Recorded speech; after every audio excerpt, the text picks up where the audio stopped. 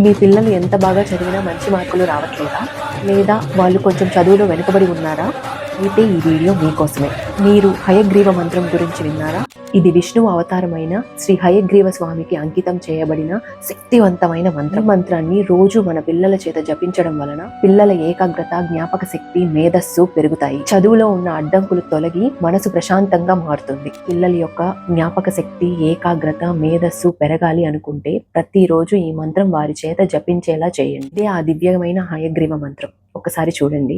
ఆనందమయం దేవం నిర్మలం స్ఫటికాకృతిం ఆధారం సర్వ విద్యానాం హయగ్రీవముపాస్మహే.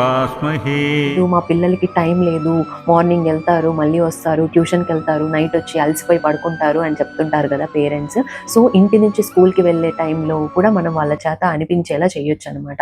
ఇది ఒకసారి అనుకుంటూ వెళ్ళినానా అని మనం చెప్పొచ్చు. Not an astrologer, I'm not a doctor. కాకపోతే నేను ఒక మదర్ని. మదర్గా నా పాపకి నేనేం నేర్పించాలని అనుకుంటున్నాను, అలాగే మా పాప పుట్టాక విధంగా నేనేం కొత్త విషయాలు నేర్చుకుంటున్నానో మీ అందరికీ తెలియచేయాలని, మీ అందరూ కూడా తెలుసుకుంటారని ఈ వీడియో సిరీస్ అనేది స్టార్ట్ చేశాను. ఉంటాను మరి. జై శ్రీరామ్.